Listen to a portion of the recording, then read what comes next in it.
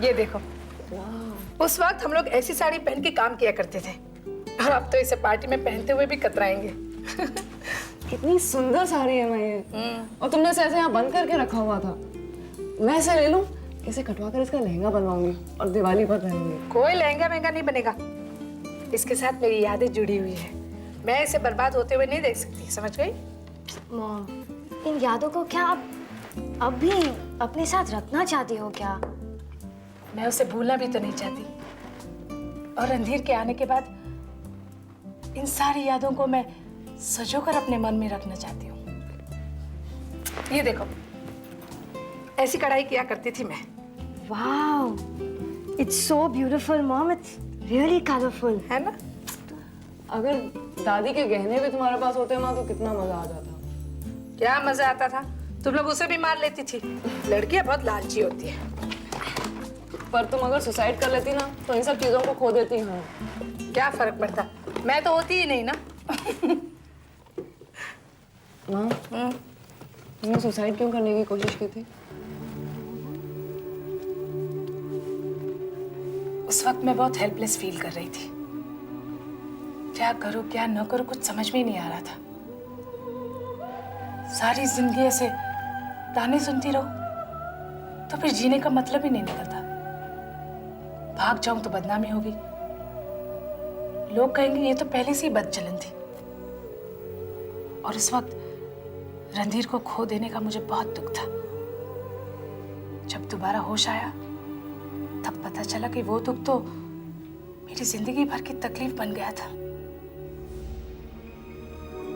आइए।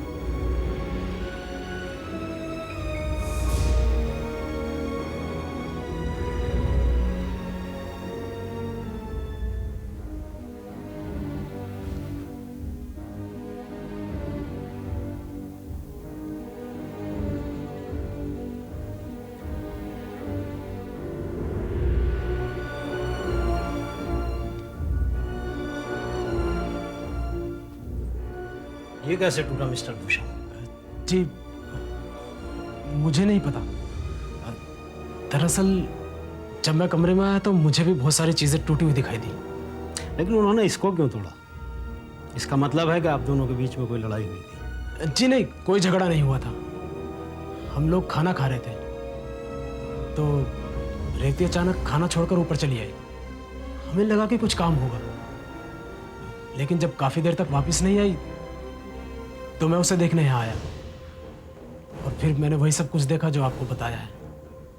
यहाँ बहुत सारा सामान टूटा बिखरा पड़ा था और रेवती अपने हाथ की नस काट चुकी थी। लेकिन कुछ ना कुछ बात तो जरूर हुई होगी जो इन्होंने ऐसा किया। जी, अब कैसे कहूँ? वो अक्सर ऐसा करती है। उसे दौरे पड़ते हैं और वो सारा सामान उठाकर इधर उधर पटकने लगती है।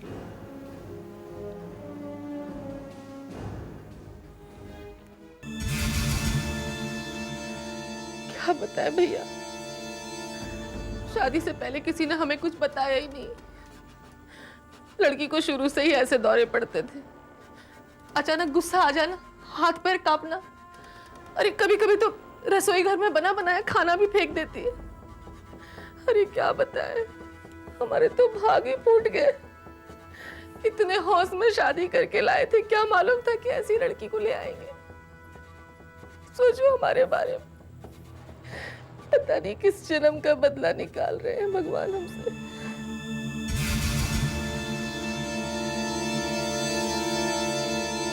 रेवती के पिता और मैं बहुत अच्छे दोस्त थे।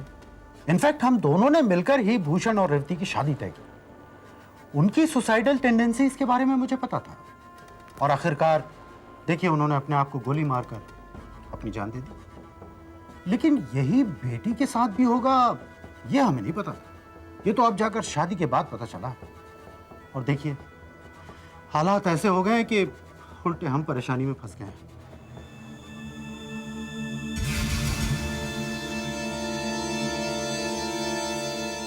भाभी ज्यादा बात नहीं करती थी, हमेशा गुमसुम रहती थी और अगर हम कुछ पूछते भी थे तो उसका जवाब नहीं देती थी। वो तो अपने कमरे से भी ज़्यादा बाहर नहीं आती थी। उस दिन हम लोग रसोई घर में बैठकर खाना खा रहे थे, पता नहीं भाभी को क्या हुआ, अचानक से उठी और चली गई। बस। सब कुछ नोट किया? जी सर। चलो कल हम लड़की की माँ से भी मिलेंगे। माँ, सब कुछ ठीक हो जाएगा ना?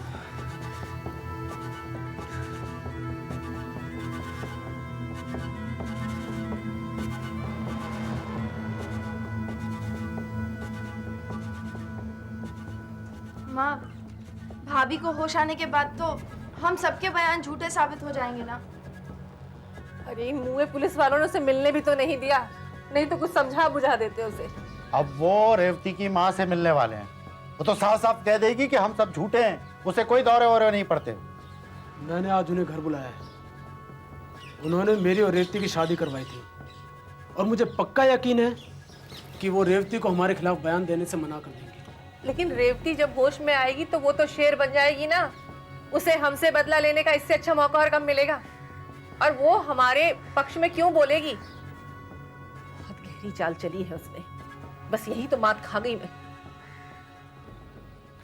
मम्मी आइए, मम्मी बैठिए। ये सब क्या हो गया अचानक से? मेरी रेवती तो कभी ऐसा नहीं कर सकती। आप ही बताइए दीदी, हुआ क्या था? क्या बताए बहन जी, हमें तो कुछ पता ही नहीं चला। अचानक से उसने क्या कर लिया, मैं तो कुछ समझ में नहीं आ रहा है। परेशान तो वो बहुत दिनों से थी। आप लोगों ने उसे कभी ठीक से रखा ही नहीं। जरूर कोई ऐसी बात हुई होगी जो उसने अपनी जान लेने की कोशिश की। बोलो भूषण, ऐसी कौन सी कमी रह गई थी? आपने जो मांगा मैंने दिया,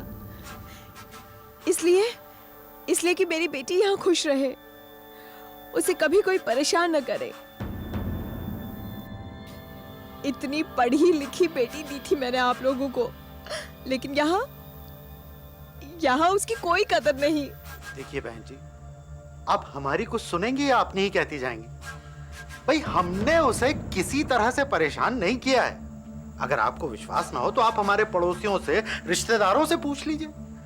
अब देखिए, छोटे मोटे लड़ाई झगड़े तो हर घर में होते, इससे ज्यादा और कुछ नहीं हुआ है। तो फिर हुआ क्या था, आप ही बताइए। जब मेरी रेवती से शादी हुई तो मुझे लगा कि रणधीर वाला किस्सा पूरी तरह खत्म हो चुका है, लेकिन रेवती अब भी उससे प्यार करती है। उसने कभी भी मुझे और मेरे घर वालों को अपनाया नहीं। नहीं, ये झूठ है। रेवती ऐसा कभी नहीं कर सकती। उसने मुझे खुद कहा है कि वो रणधीर को भुला देगी। इसी बात पे उसने शादी के लिए हामी भर दी थी। ये बात अब तय हो ही जाए कि अगर रेवती रणधीर को भुला चुकी है तो वो हमारे खिलाफ बयान नहीं देगी, लेकिन अगर उसने रणधीर को नहीं भुलाया है और हमें फंसाना चाहती है तो वो हमारे खिलाफ बयान देगी। आप समझ रही हैं ना मैं क्या कह रहा हूं? तो फिर आप भी मेरी एक बात ध्यान से सुन लीजिए। अगर रेवती आपके खिलाफ कोई बयान नहीं देती है तो आप भी उसके सामने रणधीर का नाम नहीं लेंगे। आप उसे रणधीर के प्यार और रिश्ते को लेकर उसे जलील नहीं करेंगे। और भूषण, तुम्हारे और रेवती के बीच कभी रणधीर का इस्तेमाल नहीं किया जाएगा। हम ऐसा क्यों करेंगे? और आप ऐसा क्यों कह रही हैं? हमने कोई जानबूझ के तो। आप जो कुछ भी कह रही हैं हमें मंजूर है। तो फिर ठीक है, मैं रेवती से बात करती हूँ। आप ही रेवती की माँ है ना? जी हाँ, यही रेवती की माँ है। देखिए, आपसे मुझे कुछ सवाल करने हैं। प्लीज़ ये बताइए कि क्या रेवती को डिप्रेशन के फिट्स आते हैं? जी, फिट्स? जी हाँ, फिट्स। जी हाँ, तभी तो उसने खुदकुशी करने की कोशिश की, वरना भला हमसे तंग आकर मरने की कोशिश कहाँ की थी उसने? या फिर हमने उसका मर्डर कहाँ किया? आप बीच में डिस्टर्ब मत करिए, उधर बैठिए आप। जी जी हाँ, तो बताइए कि क्या रेवती को दौरे पड़ते हैं? जी, अक्सर पढ़ते हैं। ये बात आप किसी दबाव में तो नहीं कह रही? नहीं, बिल्कुल नहीं। देखिए, हमारी मदद कीजिए और साफ साफ हमें ये बताइए कि क्या रेवती के ससुराल वालों ने उसको मारने की कोशिश की है? जी नहीं, इसमें उनका कोई कसूर नहीं। ओके, मैं अब रेवती का बयान लूंगा और उससे पता चल जाएगा कि सही क्या है और गलत क्या है। क्या मैं अपनी बेटी से 2 मिनट के लिए मिल सकती हूँ? प्लीज। रेवती बेटा, कैसी हो तुम? ये क्या कर लिया तुमने? हाँ, मुझे सजा दे रही थी तुम? तुम्हारे पापा ने जो किया वो कितना गलत था, जिसकी सजा हम अब तक भुगत रहे हैं, और अब तुम वही करने जा रही थी।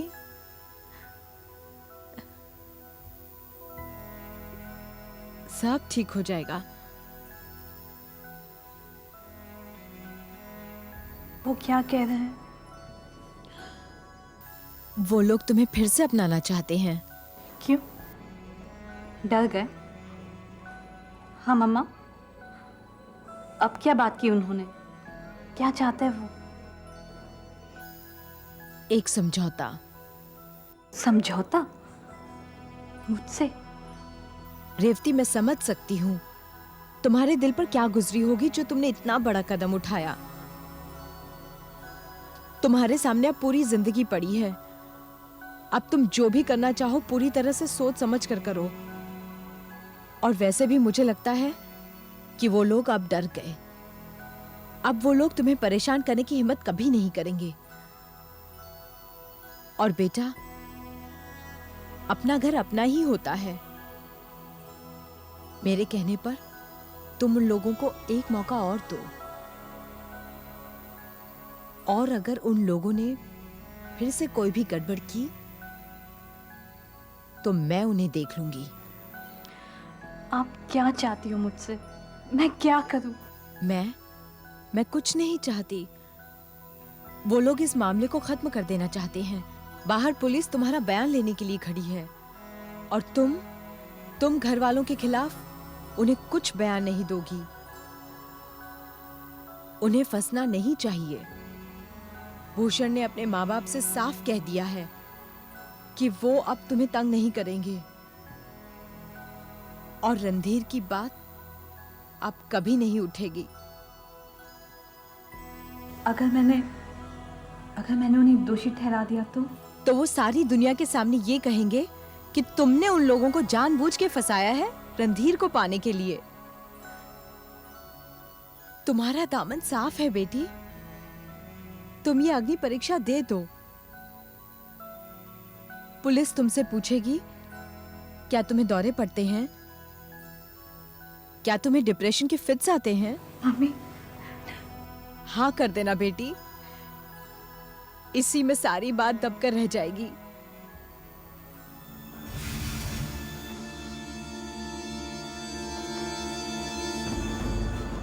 हाँ मैडम, बताइए कैसे हुआ ये सब कुछ? आप मेरा बयान ले लीजिए इंस्पेक्टर साहब। लिखिए। मुझे दौरे पड़ते हैं, और मैं अक्सर अपनी जान लेने की कोशिश करती हूँ। मेरे सास और ससुर ने और मेरे पति ने मुझे बिल्कुल भी तंग नहीं किया। किसी ने भी मुझे मारने की कोशिश नहीं की। मैं खुद मर जाना चाहती हूँ। मैं जीना नहीं चाहती।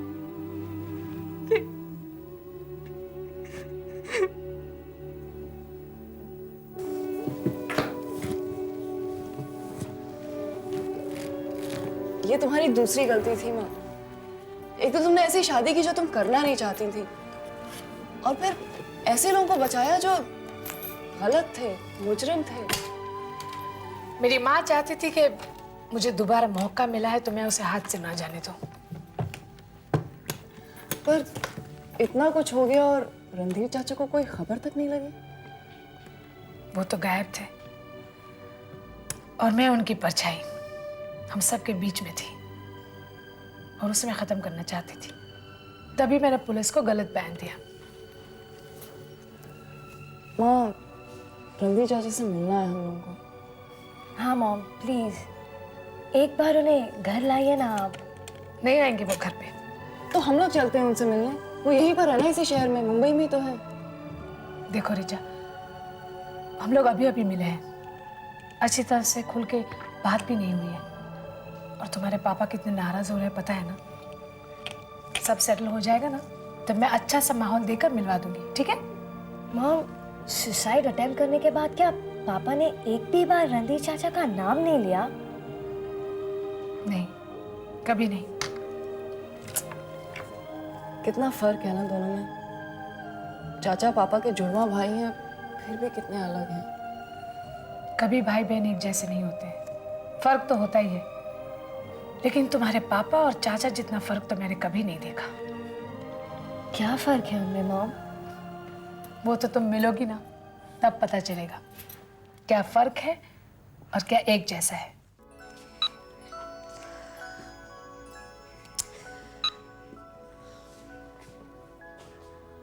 रोहन, आपकी पैकिंग हो गई सारी?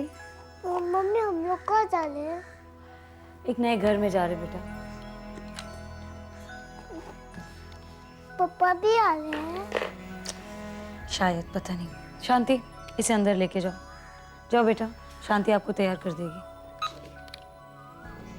Come on. ओह।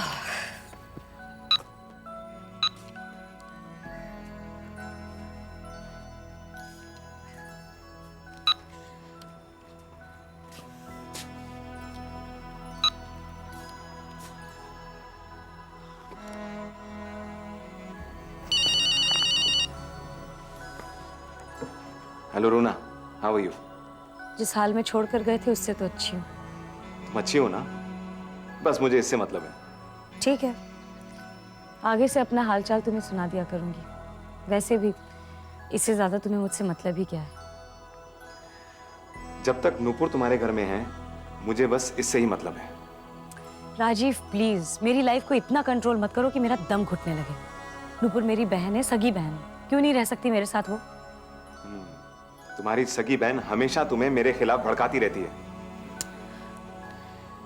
राजीव, उसने आज तक जो भी कुछ कहा है मुझे सब ठीक निकला है। इसमें मेरा तुम्हारा रिश्ता भी शामिल है। कुछ भी नहीं हुआ। तो फिर तुम क्या करना चाहती हो? मैं तुम्हें और इस घर को छोड़कर जा रही हूँ। रूना, हेलो हेलो रूना, हेलो।